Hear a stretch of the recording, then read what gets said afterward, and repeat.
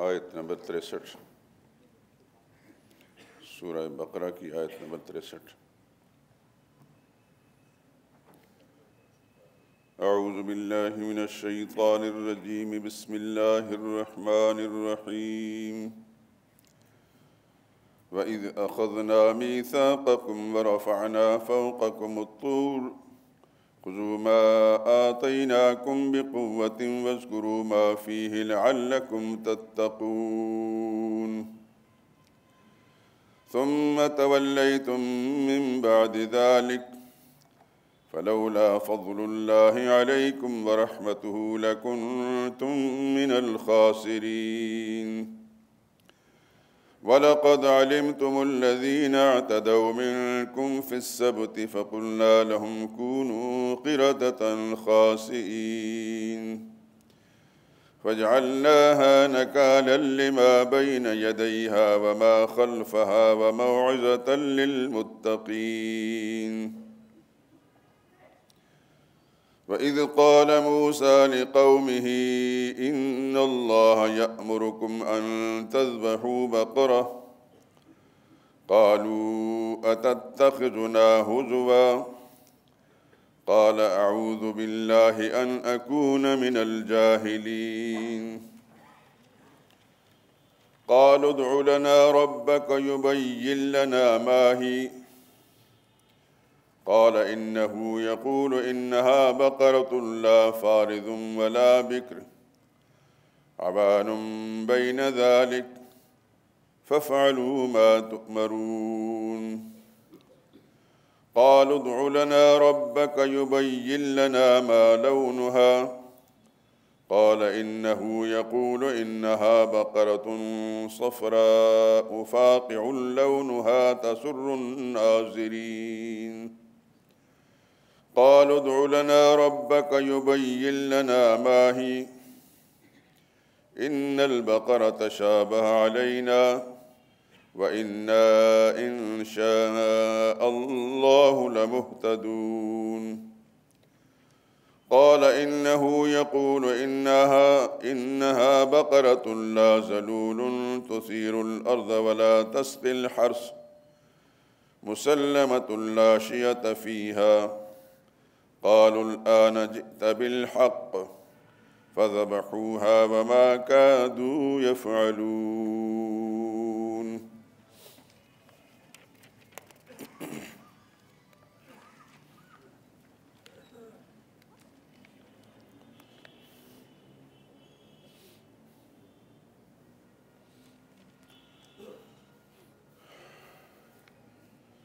وَإِذْ أَخَذْنَا مِيثَاقَكُمْ، اور جب لیا ہم نے تم سے وعدہ، ورفعنا، اور ہم نے بلند کیا، فوقکم الطور، تمہارے اوپر طور پہاڑ کو،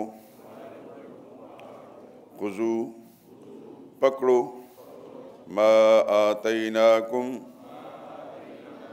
جو کتاب ہم نے تم کو دی، بقوت، مضبوطی سے، وَاذْكُرُوا مَا فِيهِ، اور یاد رکھو جو کچھ اس میں ہے، لَعَلَّكُمْ تَتَّقُونَ، تاکہ تم بچ جاؤ، ثُمَّ تَوَلَّيْتُمْ، پھر تم پھر گئے، مِن بَعْدِ ذَلِكَ، اس کے بعد، فَلَوْلَا فَضْلُ اللَّهِ عَلَيْكُمْ، سو اگر نہ ہوتا اللہ کا فضل تم پر، وَرَحْمَتُهُ، اور اس کی مہربانی، لَكُنْتُمْ مِنَ الْخَاسِرِينَ،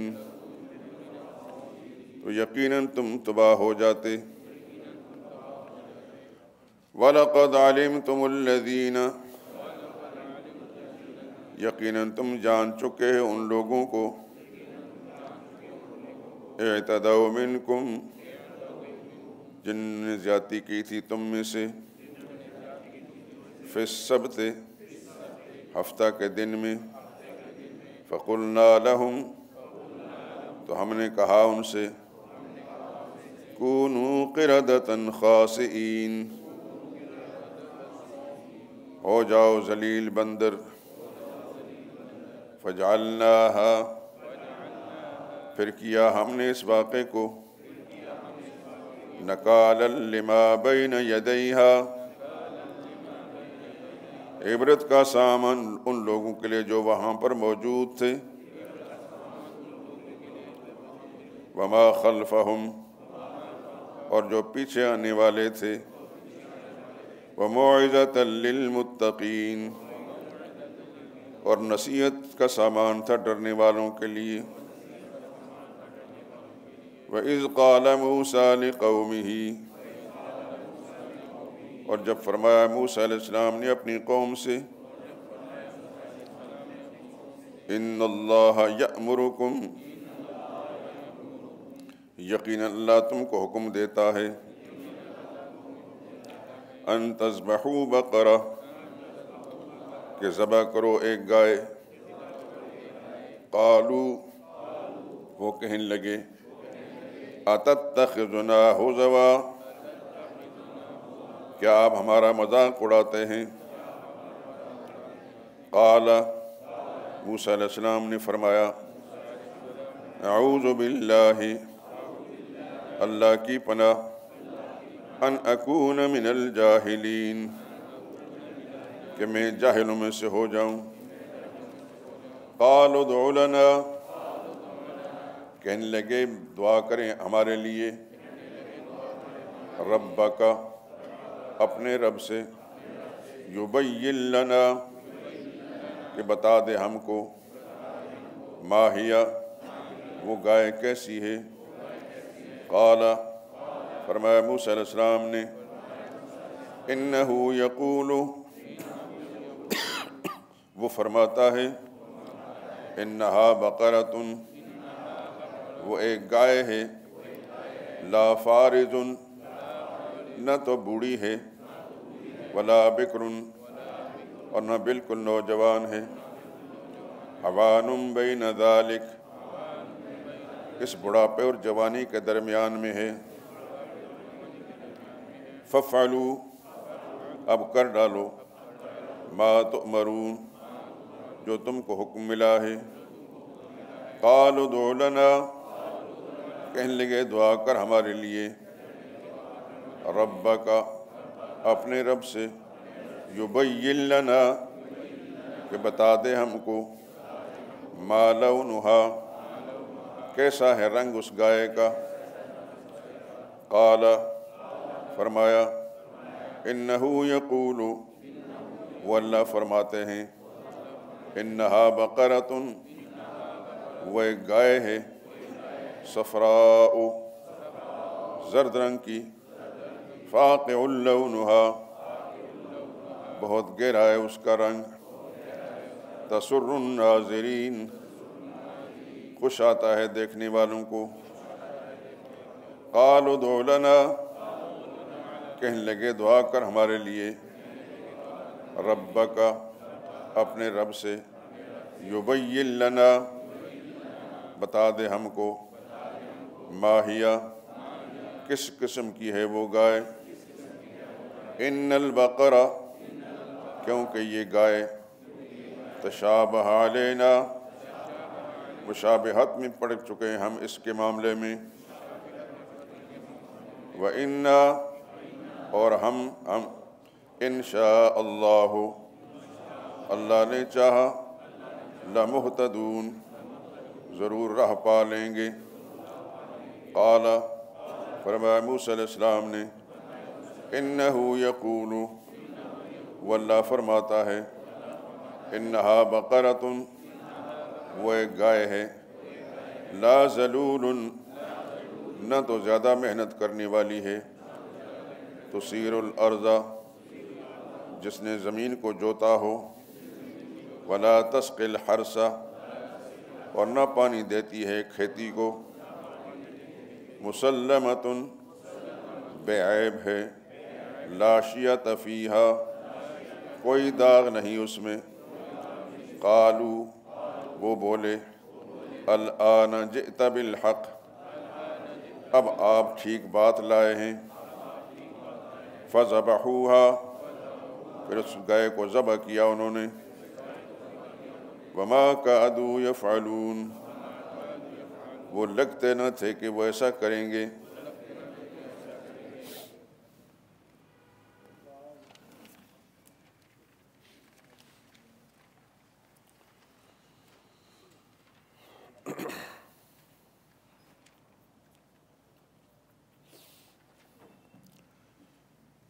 کل کے درس کے آخر میں جو آخری آیت نمبر 62 آپ نے پڑھی ہے، جس میں فرمایا کہ جو لوگ مسلمان ہوئے، جو لوگ یہودی ہوئے، عیسائی ہوئے، صابی ہوئے، جو ان میں ایمان لایا اللہ پر اور آخرت پر، اچھے کام کیے اس کے لیے اللہ کے ہاں اجر ہے۔ میں نے اس وقت عرض کیا تھا کہ در حقیقت اگرچہ اجمال ہے، لیکن یہ اسلامی عقائد کی طرف اشارہ ہے کہ کوئی شخص اپنے آپ کو مسلمان کہے لیکن اسلامی عقیدے نہ اپنائے، اس کا کوئی اعتبار نہیں۔ ایسے ہی یہودی، ایسے ہی عیسائی اور صابی جب تک اسلامی عقیدے جو اللہ کے پیغمبروں نے اللہ کی کتابوں کے اندر نازل ہوئے بتائے ہیں ان کو نہیں اپنائیں گے تو ان کا کوئی اعتبار بھی نہیں ہوگا۔ یہ مازدہ بئی دعوے ہوں گے، حقیقت سے کوئی تعلق نہیں ہوگا۔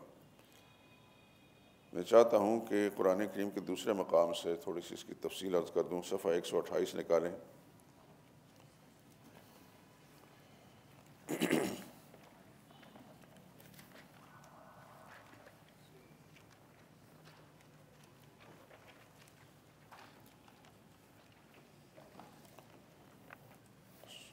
پانچویں پارے میں سورہ نساء کی آیت نمبر 136۔ قرآن کا اسلوب دیکھیں۔ یا ایھا الذین آمنوا آمنو،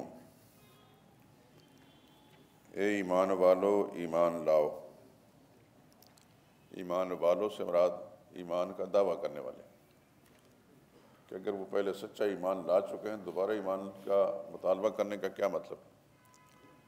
یعنی اپنے آپ کو مومن کہلانے والوں سچے دل سے ایمان لاؤ۔ کس پر؟ اللہ پر، اللہ کے رسولوں پر، اللہ کی کتابوں پر جو اس نے اپنے رسولوں پر نازل کیں، اور اس کتاب پر جو اللہ نے نازل فرمائی اس سے پہلے۔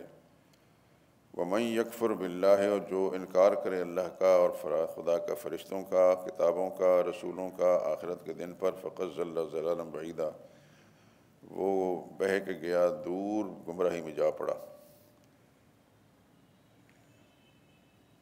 اس آیت میں آپ دیکھتے ہیں کہ اللہ پاک نے اسلامی عقائد کی طرف اشارہ فرمایا ہے کہ ایمان سے مراد اللہ پر ایمان، اللہ کے رسولوں پر ایمان، اس کی کتابوں پر ایمان۔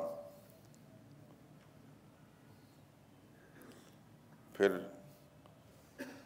وَمَن یکفر باللہ وملائکتہ وکتبہ، جو کفر کرے اللہ کے ساتھ، یعنی اللہ کو نہ مانے، اس کے اللہ کے وجود کا نہ ماننے کا تو سوال نہیں پیدا ہوتا، اللہ کے حکموں کو نہ مانے، اس کے فیصلوں کو نہ مانے، اس کے فرشتوں کو نہ مانے، اس کی کتابوں کو نہ مانے، اس کے رسولوں کو نہ مانے، قیامت کے دن کو نہ مانے، یہ اسلامی عقائد کی طرف اشارہ کر دیا۔ کل بھی میں نے اشارہ کیا تھا کہ بچپن میں ہم یہ پڑھتے چلے آئے، آپ حضرات نے یقیناً پڑھا ہوگا، ماں باپ سکھاتے تھے، جو بچے قرآن سیکھنے مسجد میں جاتے تھے تو نماز ان کو سکھائی جاتی تھی، تو نماز کے ساتھ ایمانیات، ایمان مجمل اور ایمان مفصل، یہ یاد ہوگا آپ کو۔ ایمان مجمل، آمنت باللہ وملائکتہ،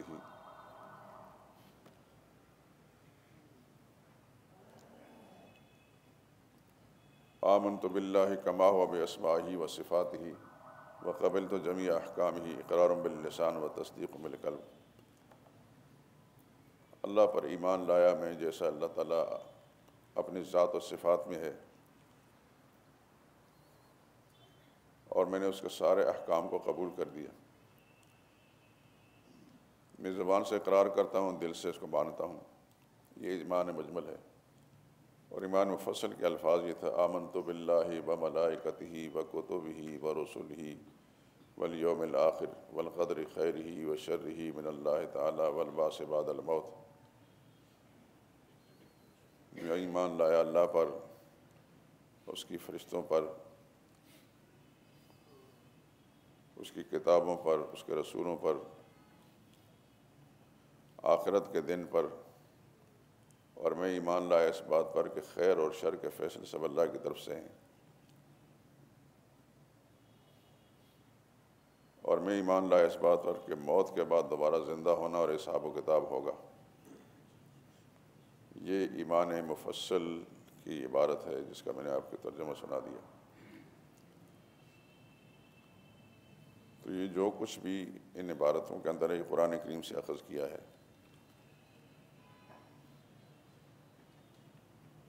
مانتے تو یہ ہندو بھی خدا کو ہیں، سکھ بھی مانتے ہیں، عیسائی بھی مانتے ہیں، یہودی بھی مانتے ہیں، لیکن اس طرح نہیں مانتے جس طرح کہ اللہ کی کتاب نے بتایا۔ اللہ کی ذات کو اور وجود کو مان لینا یہ کوئی معیار نہیں، مانا اس طرح جائے خدا کے بھیجے ہوئے پیغمبر نے جس طرح ماننے کا فرمایا، یا اللہ نے اپنی کتاب کے اندر حکم فرمایا کہ اس طرح مانو۔ ظاہر بات ہے کہ جو شخص نبیوں کو نہیں مانتا وہ خدا کو نہیں مانتا۔ تو نبیوں کو ماننے کا اللہ نے حکم دیا ہے، جو کتابوں کو نہیں مانتا وہ اللہ کو نہیں مانتا، جو فرشتوں کو نہیں مانتا وہ اللہ کو نہیں مانتا۔ اب مثال کے طور پر ہندو ہیں، مانتے ہیں خدا کی ذات کو، انکار نہیں کرتے، لیکن جس ترتیب کے ساتھ اللہ نے اپنی کتاب مقدس کے اندر ایمان کا ذکر فرمایا ہے اس طرح نہیں مانتے۔ تو اللہ کی آخری اور سچی کتاب جو قیامت تک کے لیے انسانیت کی ہدایت ہے، اس کے اندر جو کچھ ترتیب بتائی گئی اس کے مطابق نہیں مانتا تو نہیں مانتا وہ۔ یہی وجہ ہے کہ آپ مسلمان کو جو ان ایمانیات پر ایمان لاتا ہے اس کو تو مسلمان کہہ سکتے ہیں، لیکن آپ سکھ اور ہندو کو مسلمان نہیں کہہ سکتے۔ عیسائی کو عیسائی ضرور کہیں گے، مسلمان نہیں کہیں گے۔ کہ اسلام کے کچھ تقاضے ہیں، ان تقاضوں کو جو شخص پورا نہیں کرتا وہ مسلمان نہیں ہے۔ اسی میں آپ جو مسلمان کہلانے والے ہیں لوگ، بہت سارے ایسے مغرب زدہ لوگ، بس اجمالاً مسلمان تو اپنے آپ کہتے ہیں لیکن ان کو پتہ ہی نہیں مسلمانی کی ہے کیا، کچھ پتہ نہیں۔ ابھی حال میں یہاں پہ پاکستان میں ایک وزیر اعلیٰ گزرا ہے، وہ ایک جگہ تقریر کرتا ہے۔ دیکھیے وزیر اعلیٰ پورے صوبے کا ایک بڑا ہوتا ہے اور تقریر کرتا ہے لا الہ الا اللہ، الا اللہ کی بجائے لا الہ الا اللہ محمد رسول اللہ۔ ہم اب کیا نام دیں اس کو؟ جس آدمی کو کلمہ نہیں آتا اس کو اور کیا آئے گا؟ ہمارے ہاں یہاں عیسائی بیٹھتے ہیں مسجد کی صفائی پر، ایک مدت سے بیٹھتے ہیں، اس کے بعد ثنا پڑھتا ہے، ثنا پڑھنا سنت ہے۔ ان چیزوں میں بتا رہا ہوں کہ ترتیب اس طرح انداز ہے، اس کو معلوم ہونی چاہیے۔ اس کے بعد اعوذ باللہ من الشیطان الرجیم بسم اللہ الرحمن الرحیم پڑھتا ہے، یہ سنت ہے۔ اس کے بعد سورہ فاتحہ پڑھتا ہے، سورہ فاتحہ پڑھنا واجب ہے۔ سورہ فاتحہ کے ساتھ سورت ملاتا ہے، وہ واجب ہے۔ اس کے بعد اللہ اکبر کہہ کر رکوع میں جاتا ہے، یہ تکبیر جو ہے یہ سنت ہے۔ پہلی تکبیر فرض تھی اور یہ رکوع والی تکبیر سنت ہے۔ سمع اللہ لمن حمدہ کہہ کر سیدھا کھڑا ہوتا ہے، سمع اللہ لمن حمدہ کہنا یہ سنت ہے اور سیدھا کھڑا ہونا یہ واجب ہے۔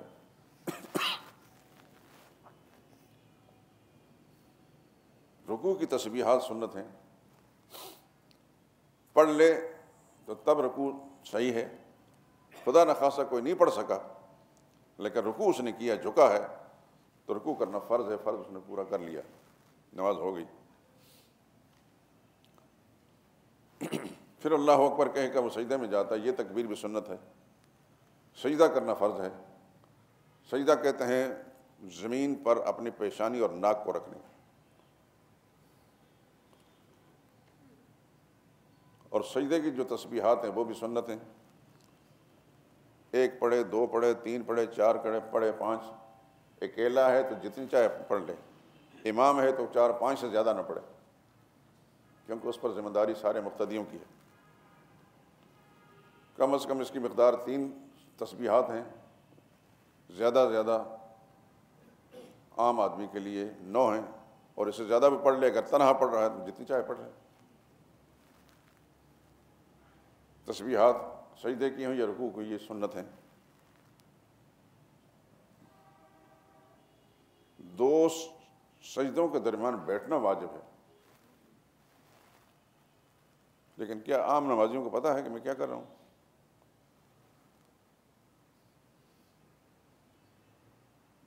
2 رکعتیں پڑھنے کے بعد جو انسان بیٹھتا ہے، یہ بیٹھنا واجب ہے۔ عبدہ رسولہ تک پڑھنا واجب ہے۔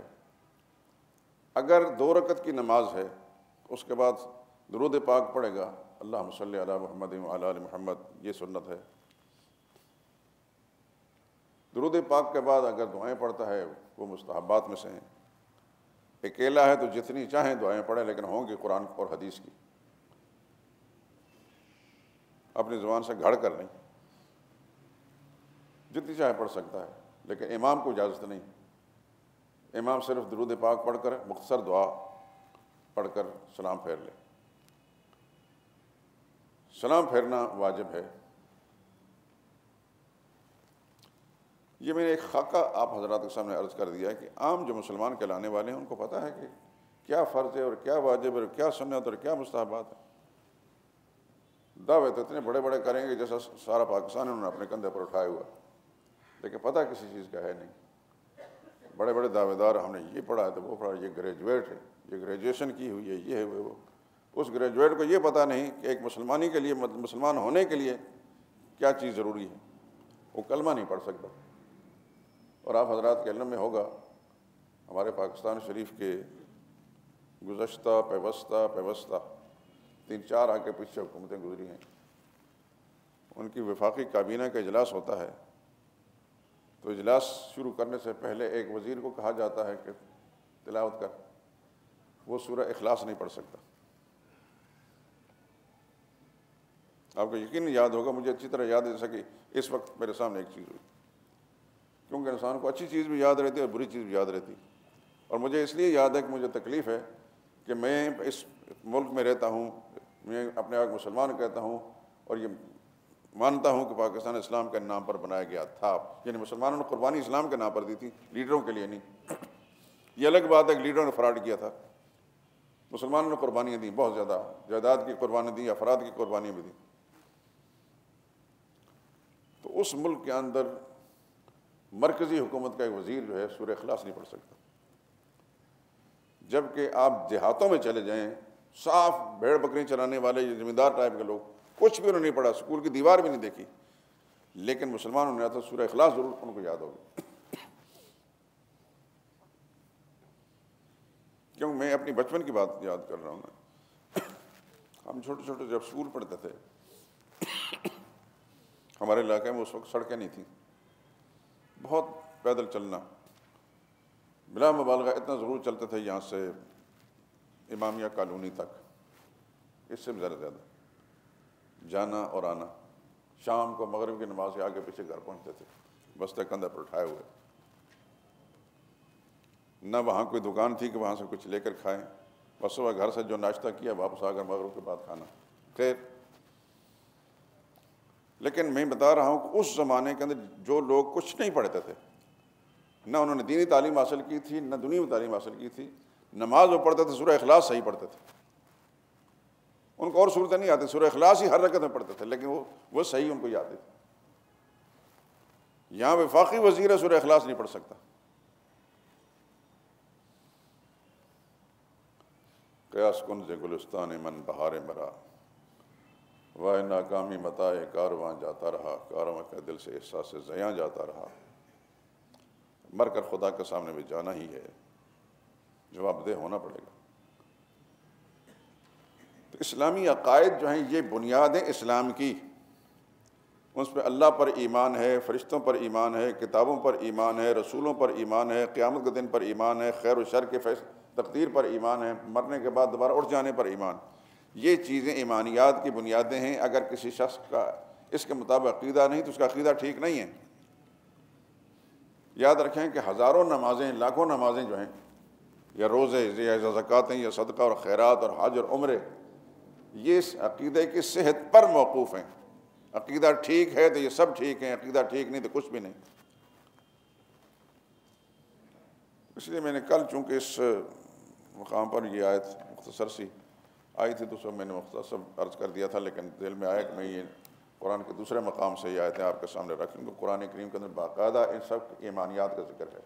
اللہ پر ایمان، رسولوں پر ایمان، کتابوں پر ایمان، فرشتوں پر ایمان، اور خیر و شر کے فیصلوں پر ایمان۔ جو خیر ہے وہ اللہ کی طرف سے ہے اور شر ہے وہ بھی اللہ کی طرف سے، اور مرنے کے بعد اٹھنا اور حساب کتاب دینا یہ اللہ کی طرف۔ یہ ہیں ایمانیات، بنیادی چیزیں ہیں۔ ہر مسلمان کو ان چیزوں کو یاد رکھنا چاہیے، اور اپنے بچوں کو بھی۔ میں بار بار ایک بات اپنے خطبات کے اندر بھی کہتا ہوں اور درس کے اندر بھی، وقتاً فوقتاً اپنے گھروں کے اندر ٹیسٹ لیا کریں اپنے گھر کے افراد، بچوں کا۔ ظاہر ہے کہ چھوٹے بچے تو ان کو کس نے سکھایا ہے؟ یہ آپ ہی سکھائیں گے۔ چھوٹے بچوں کو اسکولوں میں کچھ نہیں سکھایا تھا۔ الف انار بے بکری ہوگا، الف اللہ نہیں ہوگا۔ آپ کو پتہ ہی ہے، اس پر کتنا بھی ہم اس پر صدمے کا اظہار کریں بے سود ہے۔ ہمارا نظام تعلیم، ہمارے نظام تعلیم کو مرتب کرنے والے کیسے لوگ ہیں، کیسی سوچیں ہیں۔ وقتاً فوقتاً اپنے گھروں کے اندر چھوٹے بچے اسکول پڑھنے والے ہیں، ان کو بھی ذرا تھوڑا سا ٹیسٹ لے لیا کریں ان کا کہ ایمانیات کیا ہیں، عقیدہ اسلامی عقائد کیا کیا ہیں۔ تو ظاہر ہے کہ آپ ہی ان کی رہنمائی کریں گے تو انشاءاللہ بچپن کی باتیں جو دل میں راسخ ہو جاتی ہیں، تو زندگی بھر یاد رہتی ہیں۔ ہمیں بہت ساری باتیں دینی مدرسوں میں نکل کر جو پڑھی ہیں وہ تو پڑھی ہیں، لیکن بنیادی اسلامی باتیں ماں باپ نے سکھائیں۔ گھروں کے اندر اسکول نہیں ہوتے تھے لیکن مسلمانوں کا گھر تو تھا۔ بنیادی باتیں جو ہیں ماں باپ نے سکھائیں اور اب تک ذہنوں کے اندر ہیں۔ اس لیے میں آپ حضرات سے گزارش کروں گا کہ خدا کے فضل سے آپ لوگوں کو اللہ نے اپنی کتاب کے درس کے ساتھ جوڑ دیا ہے۔ خدا اس پر قائم رکھے اور قرآن کریم کے نور سے آپ کے دل دماغ کو منور فرمائے، آپ کے گھروں کو دین سے آباد کر دے۔ وقتاً فوقتاً آپ ٹیسٹ لیا کریں، آپ ہی کچھ ہیں جو کچھ ہیں۔ ساری زندگی کسی نے باقی نہیں رہنا، لیکن یہ ہے کہ آپ کی جو تربیت ہوگی وہ راسخ رہے گی، وہ ہمیشہ وہاں موجود رہے گی، اور انشاءاللہ العزیز نہ صرف ایک اگلے عالم میں آپ کو کام آئے گی، آپ کی نسلوں کے لیے مفید ثابت ہوگی۔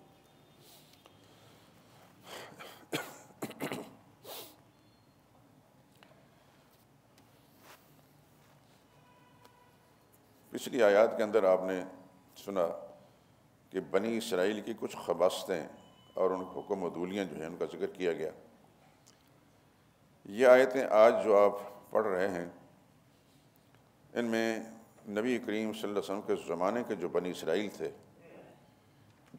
ان کے باپ دادوں کی کچھ برائیوں کا ذکر ہے۔ وَإِذْ أَخَذْنَا مِيثَاقَكُمْ، جب ہم نے تم سے وعدہ لیا تھا، وَرَفَعْنَا فَوْقَكُمُ الطُّورَ، اور تمہارے اوپر طور پہاڑ کو بلند کیا تھا۔ اس سے مراد کل بھی میں نے ذکر کیا تھا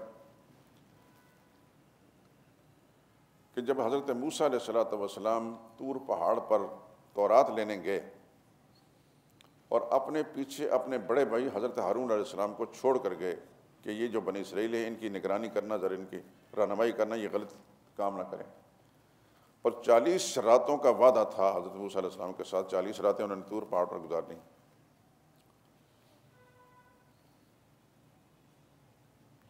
بنی اسرائیل کے اندر ایک شخص تھا جس کا آگے چل کر 16ویں پارے میں ذکر آئے گا، سامری نام کا، بڑا چال باز، بڑا چالاک، بڑا عیار، مکار۔ اس نے موسیٰ علیہ السلام کی غیر موجودگی سے فائدہ اٹھاتے ہوئے بنی اسرائیل سے یہ کہا کہ آؤ تمہیں ایک چیز دکھاتا ہوں میں، وہ یہ کہ تم ذرا سونا چاندی زیور مجھے دو۔ ان سے زیور اکٹھا کرنے کے بعد سنار ٹرائب کا کوئی آدمی تھا، اس نے ایک بچھڑے کی شکل بنائی جیسے گائے کا بچھڑا ہوتا ہے، اور اس میں چاروں طرف سے کچھ سوراخ بھی رکھ دیے۔ ان سوراخوں سے جب ہوا داخل ہوتی تو بچھڑے کی بھاں بھاں کی آواز آتی۔ قرآن کریم سے یہ بھی معلوم ہوتا ہے کہ اس کے پاس ایک مٹھی مٹی کی تھی جو اس چالاک آدمی نے حضرت جبریل امین کے گھوڑے کے پیر جہاں لگے تھے وہاں سے اٹھا لی تھی، کیونکہ جہاں جب گھوڑا اٹھتا تھا وہاں سے تو وہاں کوئی ہریالی پیدا ہو جاتی، تو اس میں کوئی تاثیر ہے خاص طور پر۔ چنانچہ اس مٹی کو بھی اس میں ڈال دیا تو واقعتاً اس میں ایک عجیب سا کرشمہ پیدا ہوا، بچھڑے کی شکل تھی، اسے بھاں بھاں کر کہنے لگا ھذا الہکم و الہ موسیٰ، بنی اسرائیل سے کہنے لگا یہ ہے تمہارا الہ اور موسیٰ علیہ السلام کا الہ بھی یہی ہے۔ موسیٰ علیہ السلام غلط سوچ کر طور پہاڑ پر گئے، وہاں کوئی الہ نہیں، الہ یہ ہے۔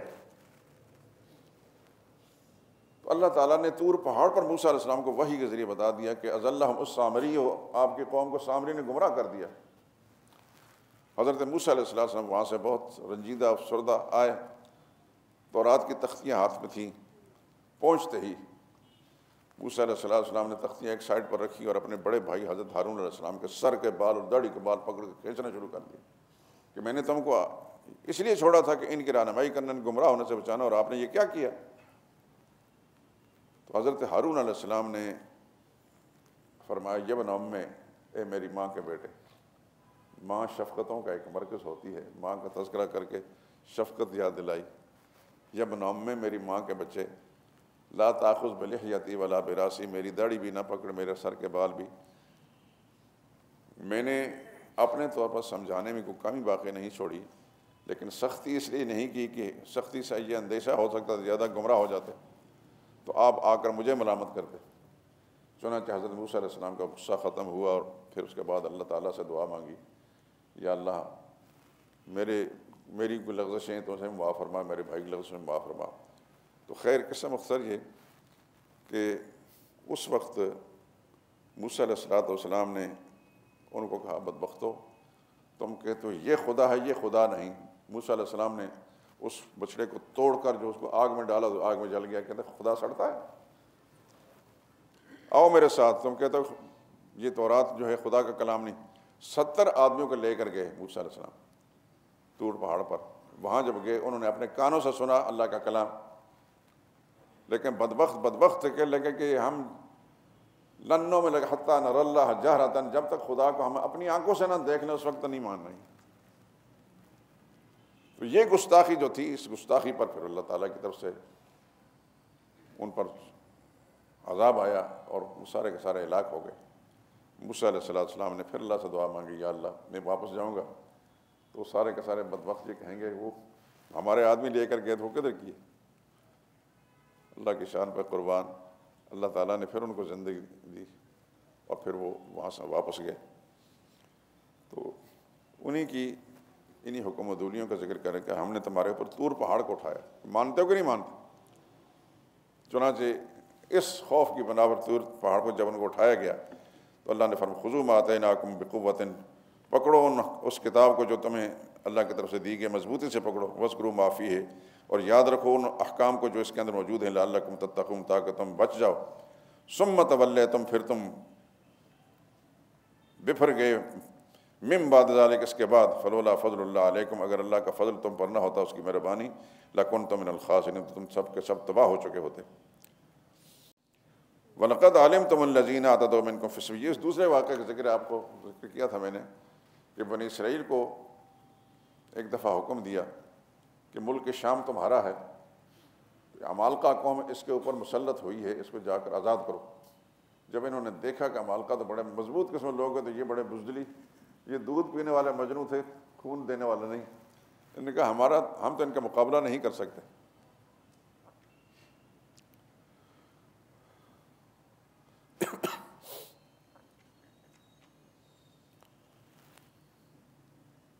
انہوں نے اس بات کا انکار کیا۔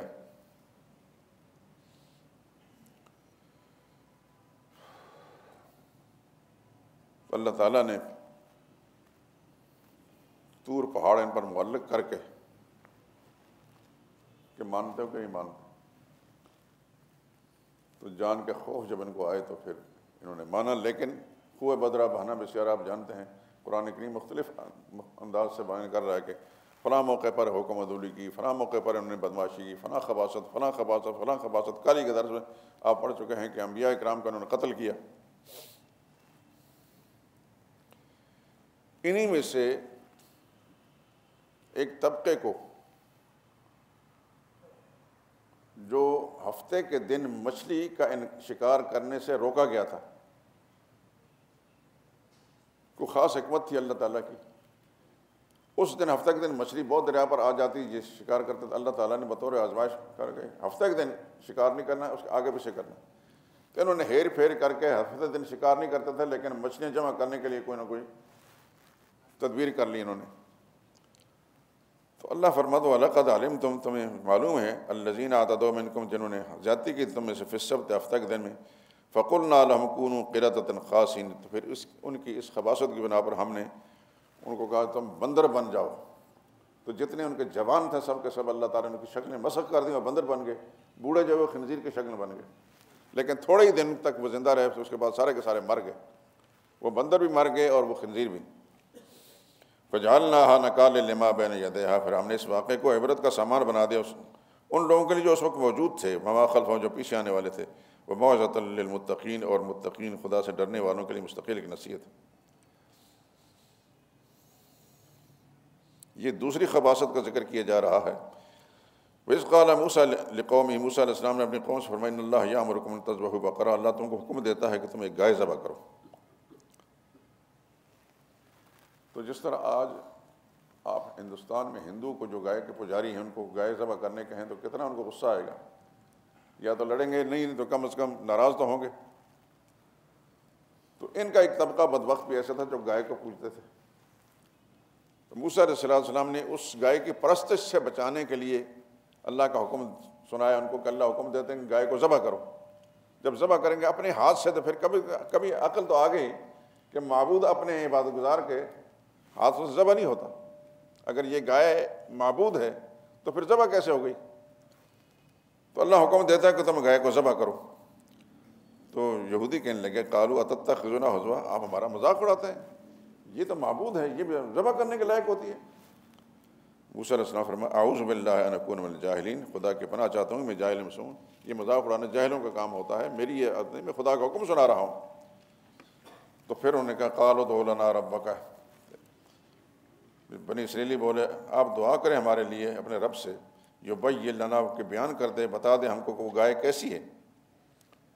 قال موسیٰ علیہ السلام انه یقول، اللہ فرماتے ہیں انها بقرۃ لا فارض، وہ گائے نہ بوڑھی ہے نہ بالکل بچی ہے، عوان بین ذالک، سے درمیانی ہے، ففعلوا ما تؤمرون، کر ڈالو جو تم کو حکم ملا ہے۔ پھر کہنے لگے قالوا ادع لنا، دعا کریں ہمارے لیے اپنے رب سے، یبین لنا، اس کو بیان کرے، ما لونها، اس گائے کا رنگ کیسا ہے۔ قال موسیٰ علیہ السلام فانه یقول انها بقرۃ، اللہ فرماتے ہیں وہ گائے ہے زرد رنگ کی، بڑا گہرا ہے اس کا رنگ، تسر الناظرین، دیکھنے والوں کو بڑی اچھی لگتی ہے۔ پھر کہنے لگے قالوا ادع لنا ربک، دعا کریں ہمارے لیے اپنے رب سے، یبین لنا، بیان کرے، ما ہی، وہ کیسی ہے۔ اصل میں ماننے کو دل نہیں کرتا تھا، کبھی کیا بہانا، کبھی کیا بہانا، کبھی کیا بہانا۔ ان البقرۃ تشابہ علینا، وہ گائے تو ہم پر مشتبہ ہو گئی ہے، وَإِنَّا إِنْ شَاءَ اللَّهُ لَمُهْتَدُونَ، اور ہم اگر اللہ نے چاہا تو ضرور راہ پا لیں گے، یعنی یہ حکم پورا کریں گے۔ قال موسیٰ علیہ السلام فرمایا انه یقول، اللہ فرماتے ہیں انها بقرۃ، وہ ایک گائے ہے، لا ذلول، نہ تو وہ بہت زیادہ محنت کرنے والی ہے، یعنی جس طرح کہ ایک بیل ہے اس کو جوتتے ہیں کھیتی باڑی کرنے کے لیے، پہلے زمانے کے اندر ہم نے خود بچپن کے اندر اپنی زمین میں ہل چلائے، آپ حضرات نے چلایا کہ نہیں چلایا، اب تو ٹریکٹر آ گئے ہیں، مجھے ہل چلانا آتا ہے۔ تو لا ذلول، نہ وہ محنت کرنے والی ہے، نہ ہل وغیرہ نہیں چلایا ہے، جو تثیر الارض، جو زمین کو جوتتی ہو، ولا تسقی الارض، اور نہ زمین کو پانی دیتی ہو کھیتیوں کو، مسلمۃ، بالکل بے عیب ہے، لا شیۃ فیہا، اس میں کوئی داغ نہیں۔ اب کہنے لگے قالوا الآن جئت بالحق، اے موسیٰ علیہ السلام اب آپ ٹھیک بات ہمارے سامنے لے کر آئے۔ فذبحوها، بالآخر انہوں نے اس گائے کو ذبح کر دیا، وما کادوا یفعلون، لگتے نہ تھے کہ وہ ایسا کر گزریں گے۔ ان گائے کے پجاریوں کے ہاتھ سے اللہ تعالیٰ نے اس گائے کو ذبح کرایا. یہ اللہ کی حکمت ہوتی ہے. اللہ سے دعا کریں کہ اللہ تعالیٰ اپنی رحمت کے ساتھ قرآن کریم کا فہم صحیح نصیب فرمائے اور اس کے نور سے ہمارے دماغ کو منور فرمائے. وآخر دعوانا الحمدللہ رب العالمین.